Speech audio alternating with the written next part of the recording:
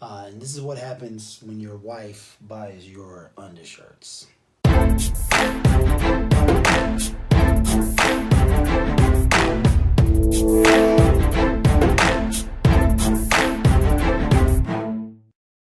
right, what's up, guys? It's your boy Derek P. Fields back again with another video. I hope you can see my face. And this is what happens when your wife buys your undershirts. Anyway, I am back with another video. This video, we're going to be talking about the Lions, and the Lions get the W as predicted, as I predicted in my video earlier this week. The Lions would beat the Dolphins, and they did. 32-21. The Lions get the much-needed W to stay in the race for first place in the NFC North, because after 7 weeks, it is totally and utterly up for grabs. So hopefully the Lions can get the job done next week when they play the Seahawks.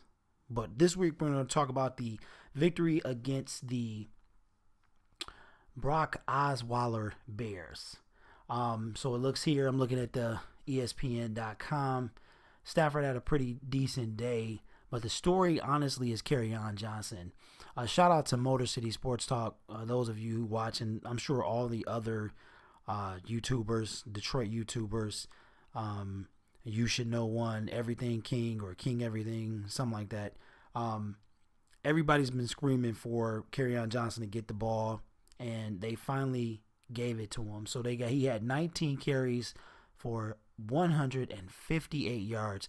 We know that a couple weeks ago the Lions broke the 100-yard game rusher for the first time in 5 years, and he pretty much killed it today. Now we know he got over half that, or about half those yards on the 71-yard run that he had early in the game. So anyway, the Lions they look good. They look good. I don't know, I felt good about this one from the start. And I pretty much figured that they had it. They did pretty good. They got 10 passing first downs. They got 12 rushing first downs. Total plays was 58 to the Dolphins 54. The total yards was 457. They both had 9 drives. The Lions had almost 8 yards per play, which was awesome. Let's see how that pop filter works with per play. See how that works there.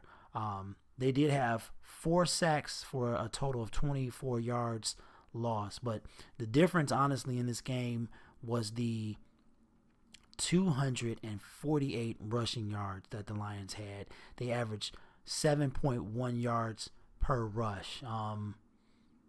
Their penalties were more, and their time of possession was 33 minutes to 26 minutes, basically. Now, they didn't have any turnovers, either team. The Golden Tate did fumble the ball, but he managed to get it back. Now, they were 3 for 6 in the red zone. The Lions honestly could have put up a 50-burger on them if they would have turned those field goals into touchdowns. But, however, that's just nitpicking right now. They got the win. That's all I can really hope for. If we look at the rest of the NFC North, Minnesota got the win today. Green Bay is off. Detroit got the win. And Chicago got the loss. I was like, I was saying to myself, Tom Brady better pull this off, because I predicted that the Chicago Bears would lose against the New England Patriots, and they almost beat them. So that would have been out the window right there. So the Lions are no longer in the bottom of the NFC North cellar. That would belong to the Chicago Bears at 3-3. So now we have Minnesota at 4-2-1, Green Bay at 3-2-1, Detroit at 3-3 on a 2-game winning streak, and Chicago on a 2-game losing streak, also at 3-3. And as I stated last week, the Lions were number 12 in the playoff standing in the NFC.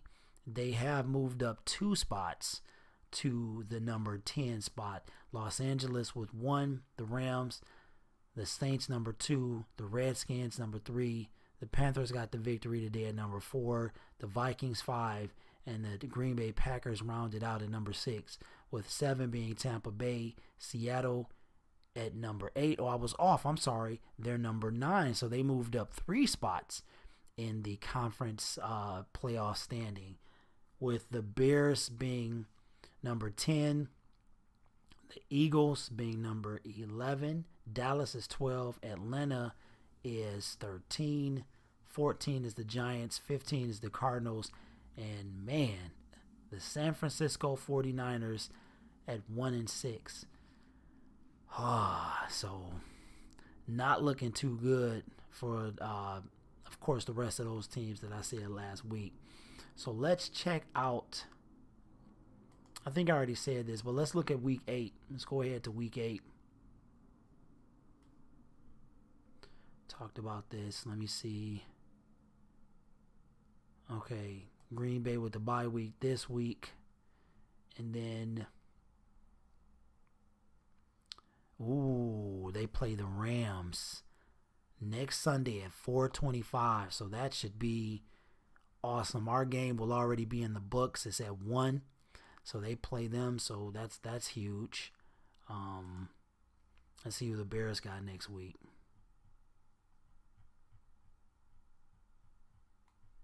All right, soon as it happens. That didn't work like I thought it was. So anyway, full scoreboard. Let's look at that.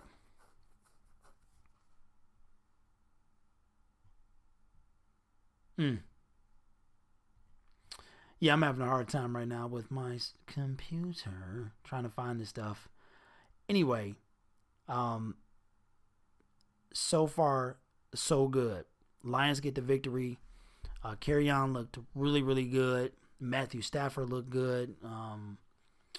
What's his name? Ricky Jean-Francois, whatever his name is. He looked awesome. Got a couple sacks. He was coming through there. Lions look good. They really did. And I am looking at this schedule, and I looked at it last. Well, okay, here we go. Detroit and Miami. Here we go. I should have looked at this. Week 8. There you go. List the whole thing. And I said I was going to record my software, and I completely forgot. My bad, guys. I need to make a note so I don't forget that next week. So we got key games to look out for. Chicago will probably get off the losing streak with a win against the Jets next week. Detroit and Seattle. Then we have Minnesota and New Orleans. I've got New Orleans winning that game. And then Green Bay and Los Angeles at 4:25. So we could be in first, honestly, as early as next week.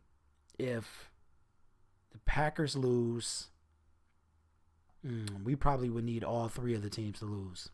But I've got the Bears beating the Jets. So if the Bears lose to the Jets, if all 3 teams lose and we win, obviously we'll be in first place. But yeah, and then the Monday night game doesn't really mean anything. Then the bye would be Dallas, Atlanta, Los Angeles, and Tennessee. So anyway, guys, Lions get the W. Very excited about that. I am totally stoked that they got the W. 3-3, no longer in last place in the division, with Green Bay having the week off and Chicago losing and Minnesota winning. So yeah, I think that's exactly how I caught it last week. I'll have to look at and see. Check out my other video, Green Bay versus Detroit. It's last week's vid. Tell me what you guys think. So anyway, guys, thank you so much for watching. It's Derek B. Fields. It's been one crazy week, and I guess she'll have to go a size up next time because I'm trying to wear them, but yeah, I think my son could probably wear these. But anyway, it's a thought that counts, right? Give me a thumbs up. Hit that subscription button. We talk everything here: football, hair loss, everything like that. And stick around for new videos. All right, guys, it's me. I will talk to you guys later. Peace.